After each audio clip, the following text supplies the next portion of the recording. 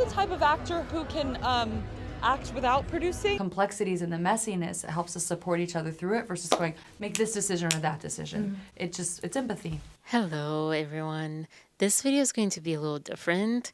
I have some things that I came across that are semi-new, but also, I guess this whole video theme, although it'll be a little up and down process because at the very core of this video, inspired by both Dave Neal's take on Jersey Flaws YouTube. They had an interview together. So his take on what it would take and how truly he believes, and I believe that, yes, if Blake Lively would do these things that he says, she would gain a lot of the audience back that she lost due to clear fact differences, but not all is lost. But also, it's getting so messy. It's getting so messy, like life is, like human life is. You probably have not watched my previous videos, but I've always loved psychology and I've always been fascinated by how we can be so terrible to each other, not just one-on-one relationships, but as a human race. Also, we're all one and we can also be loving to each other and we can build each other up and we can tear each other down and we can build the human race up and we can tear the human race down. And how complicated and nuanced life is. And the more I've grown up, the more I've seen that. Even adults telling this to someone that's not at that stage yet of their life can sound not as nuanced as it is. You know, you hear people, as far as romantic relationships, for example, you hear people say it's really hard, like marriage is hard, but it's worth it. And you also look at those people and they're smiling because they probably got through the hard or the most hard stuff by the time you see them and they tell you this. I think it shapes your understanding of just how hard it can be because, like, look at them.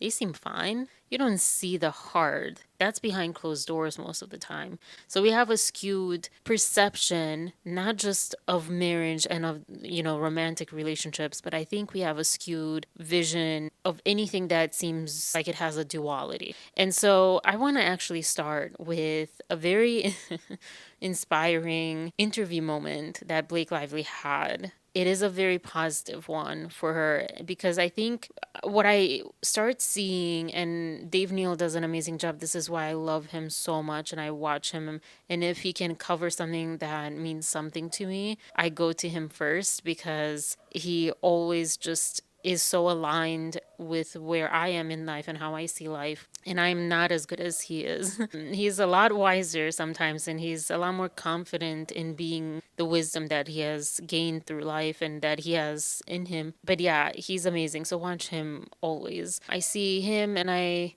see very few people that are looking at this in a more nuanced and with a lot more grace. And a lot of people I see, and when the footage came out, I see a lot of people and interviewers, sorry about the dog, I see a lot of like strong stances. Like you can clearly see she's lying. She is like, he did nothing wrong. It leads me to this thing that Blake Lively said a while ago in an interview with Isabella Ferrer. I'm sorry if I'm saying that not American enough. I actually don't know, but it was in a press junket and I'll insert it in a second. But basically, two things can be true. And we talk a lot about that in this stance. She can have had SH, and she can also have been very bullying and controlling. She can be a terrible person, so to speak, and she can also be a victim. Even those terms are nuanced. She's not evil. She's a human being. She's absolutely not evil, and neither is Justin. No matter what they both did, neither of them is evil. And sometimes we get lost in sensationalism and we get lost in fighting for our point or fighting for our sanity. Because also, I mean, I will say more than two things can be true. Like one of the things that I feel is true is that there's absolute gaslighting happening not a gaslighting, sorry. I like the term cognitive dissonance. I think that's what we're experiencing with her team selling us stuff that's what a PR team does, even though it's coming through supposedly her lawyers. But also lawyers also do that. You know, they're fighting for their client, whether PR or lawyer or whatever. They're fighting for their client to look and to be proven innocent. So when we feel cornered, we attack. Survival instinct. And I think I understand people doing that from that point of view. And I understand, like, I've even felt myself doing it a lot more than maybe at the beginning. I've had my moments. I guess what bothers me more is before things like that happened. When we first got, the two lawsuits, we're excluding the NYT lawsuit and, all the other stuff, the PR lawsuit, but these two lawsuits. When we got the BTS footage, especially, it's like a lot of commentators had to take one side over the other because I think of that sort of survival feeling. Like, you're calling us crazy, Blake. Here, literally, not just from Justin's words, but we see proof right here. The BTS footage is a great example. My first impression, and I said my first impression, was this is not a slam dunk. I think that was like pretty much at the beginning of my video. It is not a slam dunk. Let's be honest. And that's when I think it was a turnaround for me. Like, I didn't expect to necessarily have a video about this, but where I was like, I started noticing how people were tossing away nuance over this strong stance because it's explosive, it's enticing, it grabs attention, right? And we want that because it feels good to have a clear puzzle piece that isn't 4 and 5D. It's kind of 3D, but really it's like 2D.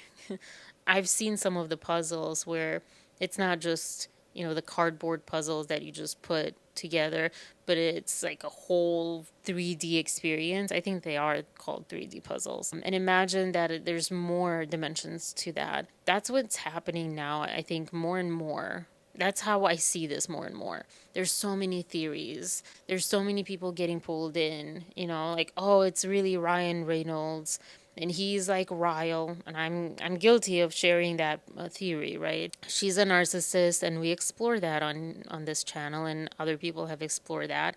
And I think it's worthy to explore all of these because we're trying to figure it out. None of us know anything. I think, especially with the narcissist conversation, I think to me, the reason that I shared that, and I'll be very honest with you, the reason that I shared that video was because it's a good conversation to be open. We use these terms, gaslighting and narcissism and narcissist and all this stuff and other words that are even like tougher. And we use them willy-nilly, left and right, all the time on TikTok. And people put TikTok down. I don't think it's TikTok's fault. I think primarily on there, it's young people. I could go down that rabbit hole of why young people are more likely to take terms, any term, and simplify them and take out the nuance of them that is really needed. So something like narcissism, we explored it. We didn't diagnose her with it, even though you might say, well, but you seem like you checked all the check boxes for her. Based on interviews, based on like interviews throughout her whole career, yes, and a lot, revolving around this lawsuit situation. But I kept saying, like, this is not a diagnosis. Neither you nor me, unless you're a psychologist. And even then, probably you wouldn't diagnose her just from watching the little information we have. We haven't seen her with her kids. We haven't seen her with Ryan. We haven't seen her with her family and and her friends. And we haven't seen her just by herself at home or in the office like you would as a therapist, and where someone can explore things and you can really hear a lot of nuance. But even if she is, that doesn't mean that she is a terrible person. I think we can see very clearly that she is insecure. She says it all the time. She talks about how she uses humor to deflect and jewelry as her comfort blanket. We see it in the screenshots that Justin shared. To what we know now, I agree with him sharing that, despite this whole thing being, we need to give grace to people. However, what she said and accused him of, and he's innocent. He absolutely deserves to defend himself, and not just legally. I think that's something we need to be very clear about. The way that she accused him and labeled him as something that is, it's not the most horrendous by any means. It's not even the second most horrendous thing. It might be third, fourth. It's there at the top, right? Especially because so much of this is happening every day around all workplaces, and not just workplaces. It's important.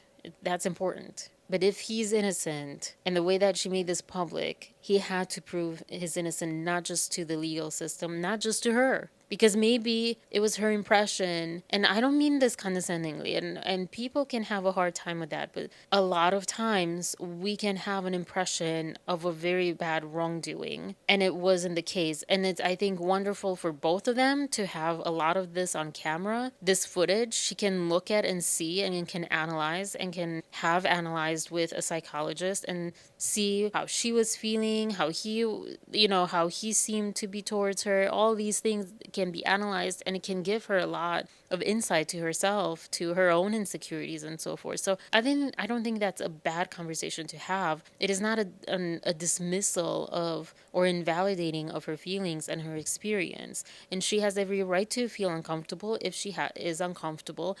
That's not what's being disputed, and I don't think that's what he is encouraged to be defensive about.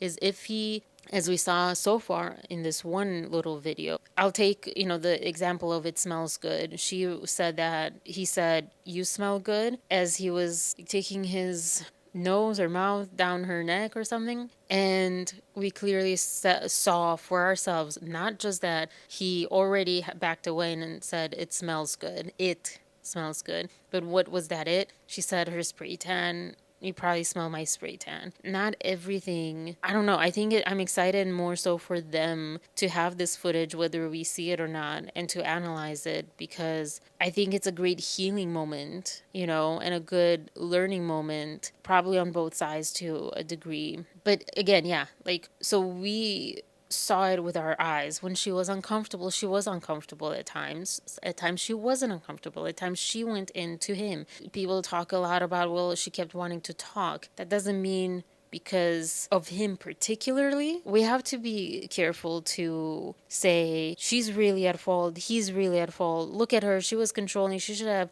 shut up, she's just an actor, etc. I'll get into that part too. And then we can say he was creepy, he was inappropriate, or couldn't he see that she was uncomfortable and stop? And the intimacy coordinator, where were they? We didn't see anyone. We didn't see any of the crew. We don't know. We don't know. Neither side knows if they were there or not, or if they had rehearsed the scene or not, or had a writer or not, or we don't know any of that stuff. There's a lot of questions still. So I think when we look at that video, and if you're watching anyone react to that video, keep this in mind. I think very likely whoever is reacting strongly is either doing it because that's their audience and they're used to performing in that way about anything to their audience. And B, which I think is a lot more common because not many people fall into they're reacting strongly because they've probably felt in their life that if they don't react strongly, if they aren't that sure that it's 100% a certain way, they don't get validated, they don't get believed, they don't get grace and consideration and compassion and equality.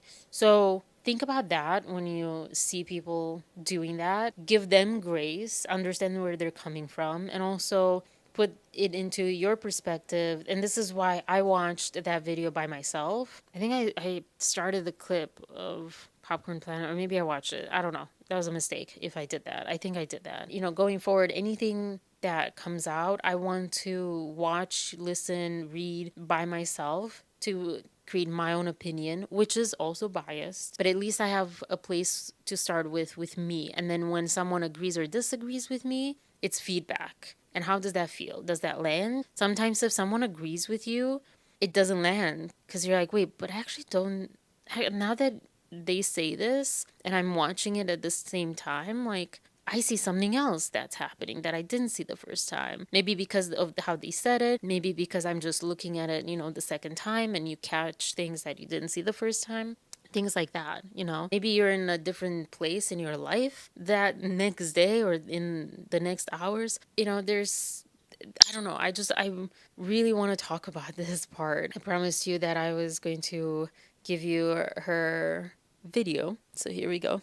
If you show that you're a safe space, that you can come to me and I will love you no matter what, and I will be there to support you the best that I can, the two things can be true. So to remember that you may have two opposing things, like in, you know, Lily's case, I may be very hurt by this person, but I may love them with all my heart and soul. Yeah. Two things can be true here. You know, you don't have to feel like the human heart can hold one thing at a time, and to know that we can live in the complexities and the messiness, it helps us support each other through it versus going, make this decision or that decision. It's empathy.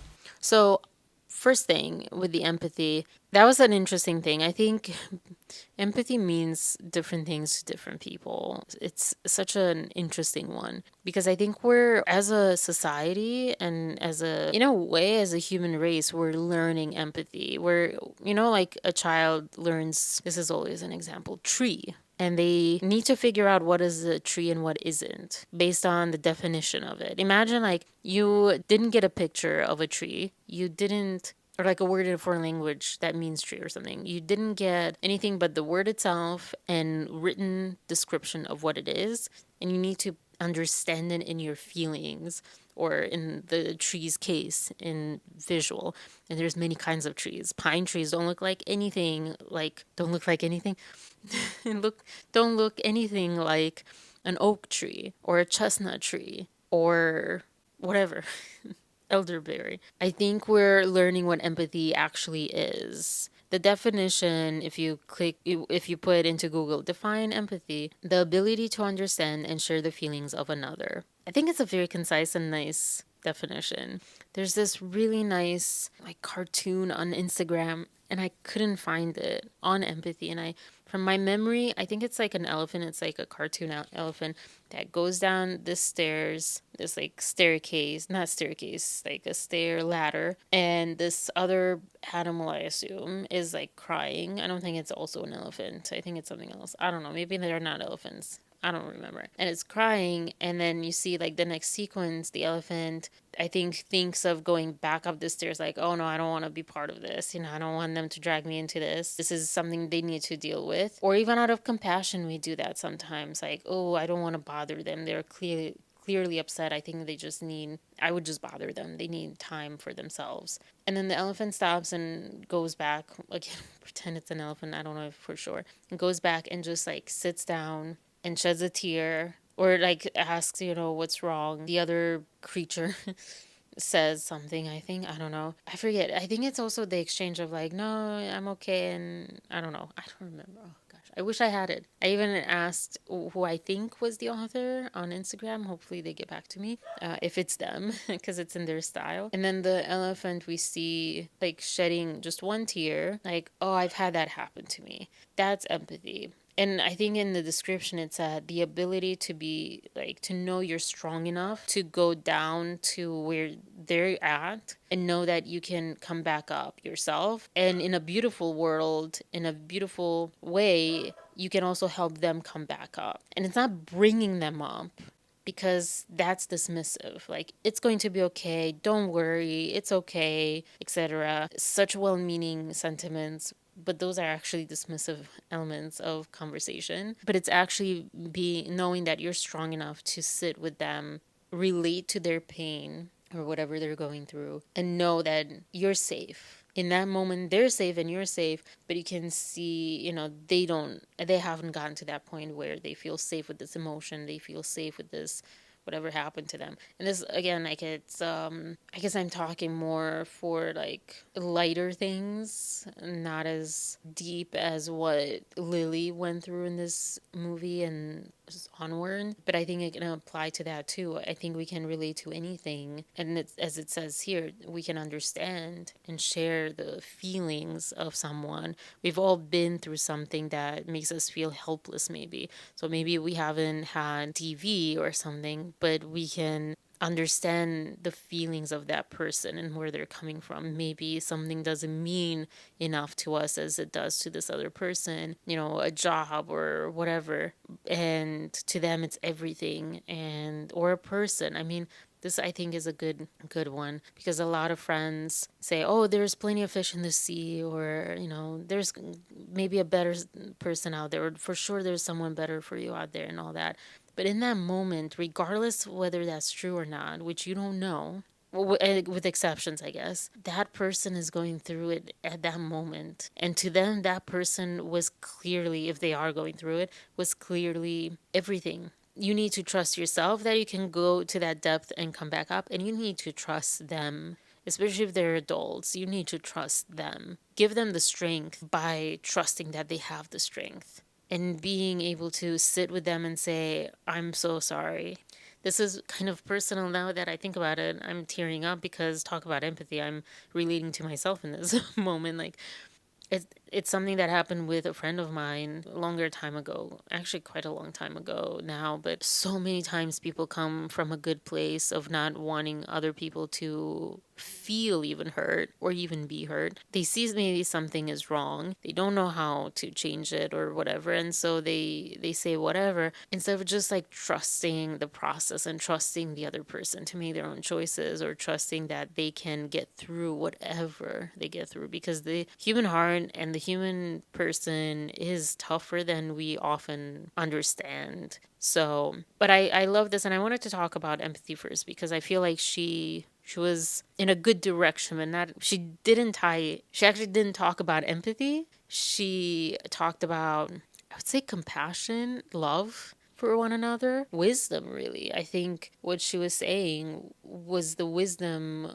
as you grow older and you see no one's perfect. Everyone's messed up in their own way. Everyone has skeletons in their closet. Everyone is also an innocent child. Everyone is a positive being and a negative being. I loved, and I think with this case, we see there's like more than two oftentimes, but the idea of two things can be true, and then the way that she says it, especially two opposite things can be true at the same time, and the human heart can hold more than one.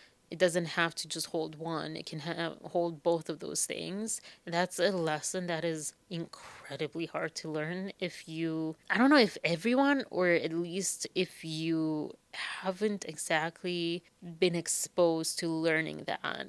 That probably doesn't even make sense. She talks about living with the complexities and the messiness that helps us support us through it, versus make this decision or make that decision. And isn't this like snippet so fitting for this whole case, honestly? Because right now we're getting more and more, because also, I will say, partially because we're being pushed in a corner by her team as well. He didn't, unless like the smear campaign is true, but even honestly, even with the smear campaign, it wasn't that big, and most people started forgetting about it all, and it didn't really affect her that much, except for internally to her and her world. It probably felt like a lot, but I don't think she lost jobs or anything from that. However, what she claimed about him made him lose awards and jobs and coworkers, and who knows, right? Because, wow, if it's not true what she claims, Dave Neal said it so beautifully. If she could come on a podcast, he was saying, be basically vulnerable, like completely vulnerable, and say, this is what I was going through. This was my impression. Now that I review all the footage, I can see this was not the case, but I can see that I was uncomfortable and I read into it. So this man is innocent. If this is the truth, if this is the actual truth, not, for her to say it just to save face, get her fans back, or exonerate him, or none of that. But I think it is the truth. I think the truth is in this in between. Some people have the theory that, oh, Ryan was jealous, so she had to make these up or whatever. I don't know. Maybe I'm like with this one, people lose me. Honestly, I just don't see it. But we explore that in another video, so check that out. Truthfully, I think the truth, as most of the times, lies somewhere in the middle, and as most of the times, each party has a different recollection. They can both see, like, see, I was uncomfortable. That made me uncomfortable, and he can say, see, I didn't mean anything by that. Yeah, oftentimes we remember things the way that we emotionally felt them, how things felt later or whatever happened later coats our memories. So it's like very, very difficult. That's why evidence and proof is so necessary. Any evidence or proof. Excuse me, they're also acting, and he's definitely acting. Let's get into like her acting style. Well, in a second, let me wrap this up. So, I think that's I wouldn't bet all my money in yet, because sometimes I think that she's using these situations, not because Ryan was jealous, maybe. I don't know why. I personally feel like it's the controlling of the movie. She really wanted, you hear her in a lot of these interviews talk as if she was the creator of this movie. And I think, and you also hear how much she enjoys that more. Literally, there's one, I don't know if I have it, but it says that the work I did off camera means more to me than the work I did on camera. I think it's from the Virgin interview, Virgin UK, at the UK premiere. And that says everything. And we see it, you know, her controlling. And Dave Neal talks about, I think, friends of his that worked on Gossip Girl and see how miserable she is. Maybe because she wasn't in control. Maybe she is more the creator rather than the actor, the createe, the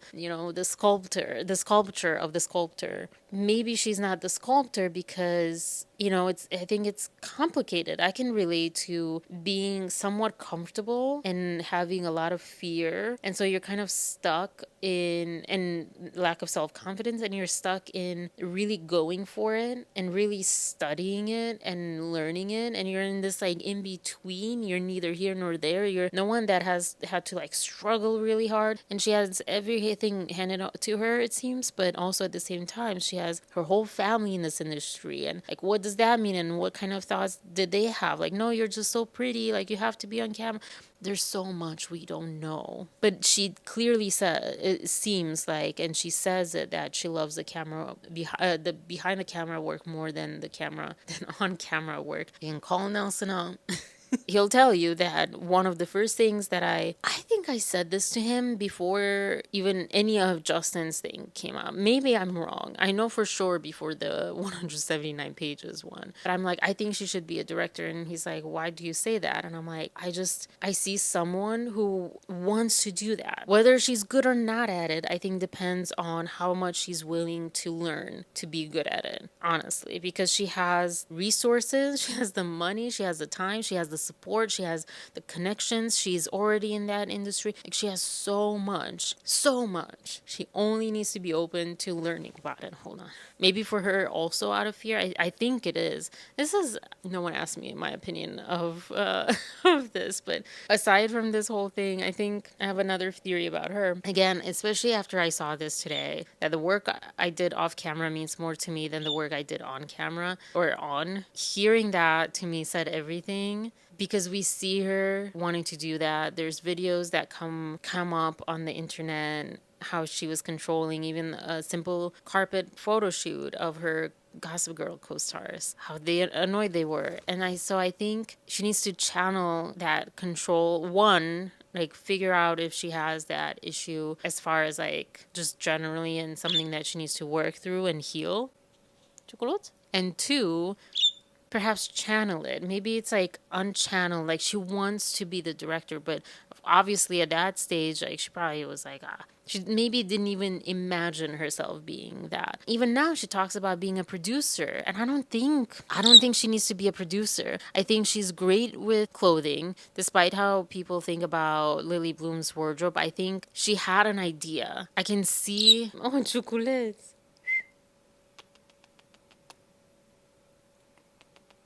This doesn't happen until I like leave her for an extended period of time by herself now. Otherwise, when I'm here throughout the week, she's like, no, get away from me. I don't want you. I just want to be outside. Anyways, but I really do need to, I really want to get this out. So I think she's a creative creator. I don't think she's an actress. I think she's beautiful. But I don't think she's an actress. I don't think she loves acting. And if she was miserable on that set, is like, I think she fell into acting because that was easiest, and not just for her, but, you know, for her family. Like, oh, yeah, and for the industry too, you know. And maybe she didn't really know what she wanted to do or whatever. But as many people do, they discover, like, you know, I love directing. I think Angelina Jolie also said, like, she prefers being the director, she prefers being behind the camera. She's also like a very, I don't know what word to use, actor. Like, she dives into being an actor, Angelina Jolie. She does the work. So, you know, some people love acting, but then they evolve. And some people, like Blake, I think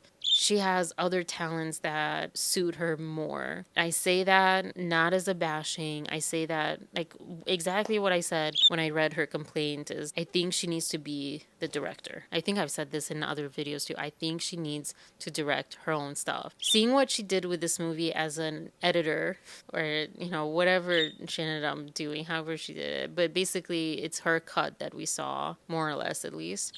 First, I think she needs to start with something that's not as meaningful and purposeful. I think she needs to start off with something that's easier to convey to the audience, doesn't have that much nuance and depth, and, you know, people that can be very upset with you if you get it wrong. So romantic comedy is a one way to start, because those can be crappy and still be loved. It can be really crappy and still be loved. Or an action movie, whatever. Like, who knows what she can do, you know? But I think her love of fashion too, I think it would suit. And there's nothing wrong with a romantic comedy. I love J-Lo owning that, because we need that. We need that. We love that. And she loves love so much. I think that would be like a perfect fit. I think that's what she needs to, like, shift into. Go, Blake, direct a romantic comedy, because she might be the best romantic comedy writer and director of all time. Maybe not writer, co-writer, maybe writer, who knows? Maybe she's really good at writing those things. Just because she didn't do a good job with this movie doesn't mean she's not good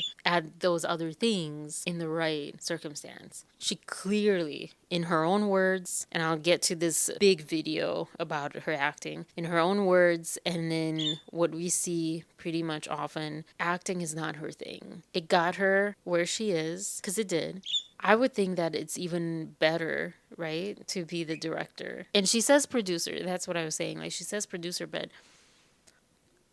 maybe she misunderstands producing, because maybe she's worked on movies where producers had more input over the director, or but my theory is that she says that she wishes that she would be a producer because it's more comfortable than directing, because directing is big. Like, if you screw up, you screw up, and people blame you. Producer, no one really talks about the producer. If the movie went creatively bad, it's on the director or editors or actors, cinematographer, but not the producer. Even though the producer might be the reason that the movie is bad, because they butt in and told the director, cinematographer, whatever, hey, no, I actually want this. Tapoy. This final clip, this was a long one. The final clip is of her, and I got this from Bohemian Diva, but I actually found the short. I couldn't find the full length, so I don't know, but it seemed like Sky News. I'll link the link below. It seems like they did it. In this one, she says, "I'm not the type of actor who can act without producing. You can't just put me in any clothes and give me any words and have me step in and transform. I can hear every actor out there say, but that is exactly what an actor is. That is an actor, nothing else. And correct me if I'm wrong, actors. That literally is the actor. You are given the words, you're given the wardrobe, you're given the direction. The direction may be a collaboration, sure, at times, but sometimes not. You have to step into that role." Isabella Ferrer says in another interview on this, also around this UK premiere, that she usually journals as her character. Justin Baldoni, he also journaled as his character for this movie and got into, like, what was about this character, what was similar, what was different, all this stuff, and then the in-between. Blake, no, she didn't. She didn't want to read the book. She made Lily into herself and into the character that she had in her mind. No.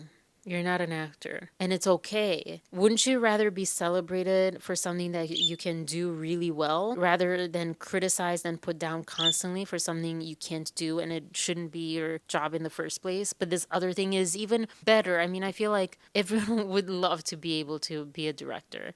Go be a director. And I mean that, like, it doesn't sound encouraging, but I mean that encouragingly. Like, you can do it. You can do it. If you can't do it, then none of us can do it.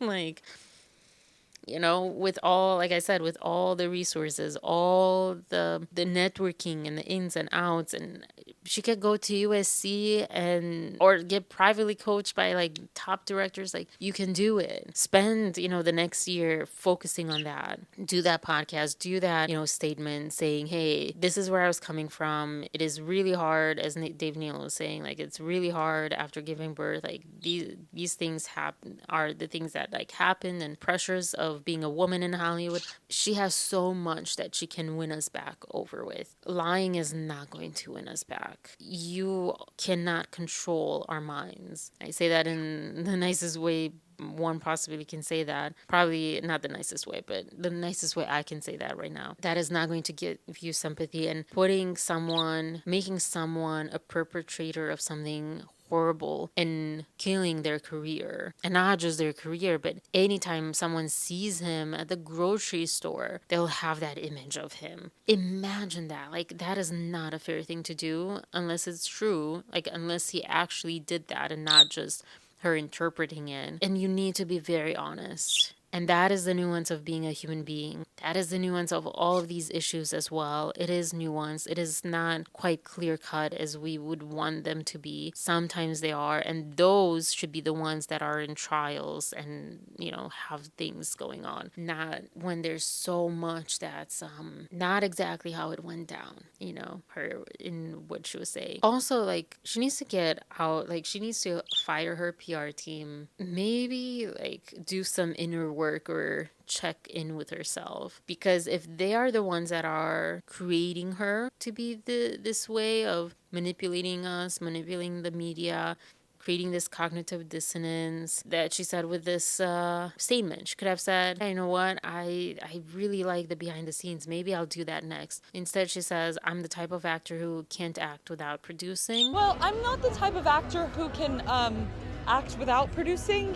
like I can't, you can't just put me in any clothes and give me any words and have me step in and transform. And I used to be very insecure about that. I used to feel like an imposter because I would watch actors who were just shapeshifters. Like, there's two different types of actors, she realizes. It's the actors who can transform themselves into the character, and then there's this type of actor. Basically has to be the writer, director, and producer of themselves, of the movie. So, one, don't do movies based off books and based off characters that exist in real life or in books or whatnot. But also, that's not a thing. Even an actor, Justin Baldoni is an actor who's a producer and director. Even that type of actor who does that needs to do their actor homework, needs to transform as the actor. So whoever is giving her advice, whoever is giving her life advice, as well as career advice and PR advice, those people need to be either changed, or maybe they're just telling her what they know she needs to hear, and she needs to set the new tone. Like, hey guys, I want to embrace this. I'm getting close to my 40s. I want to embrace maturity, and I'm doing some soul searching, and I want to be better than I was yesterday. And people will love that. If it's not genuine, no. But people will love that, and we need that. We need that in this world. And that's why I decided to make this video, is to talk about all of this stuff. Like, we need to realize the nuances of the world. I love that. More than two things can happen. Like, someone can hurt you so bad. Not DV, I'm not advocating for that. But we've all been hurt by our loved ones. Like, any loved one. Like, to our core, like, it hurts. We feel lonely. And at the same time, we can love them truly so much. And we know that they love us. And both things can happen. And finding and exploring the right answer in all of that. And the right answer might not be yes or no. It's almost never yes or no. It's almost never stay or go. Unless we're talking about DV and other things. And even then, it can be nuanced. It's so the human experience is so complicated. And I think it's so complicated and we want to judge so fast. And one thing that I would love for us to remember that was almost kind of like the premise or the purpose of this movie was to remember to not blame the victims anymore, to not judge them. We don't know so much. We need to empower them, not judge them, not cut them down and criticize them, right? I think we can all agree to that. When it comes to all of this, I think it's fair and a responsibility to us to say our opinions and say what we see with our own eyes and hear with our own ears and constantly check in with our audience saying, this is what I see, this is what I hear, this is my interpretation, this is my perception, this is my opinion. And to know that doesn't invalidate those things. Just because it's your opinion doesn't make it less factual than if it wasn't. It doesn't make it, sorry, not factual, because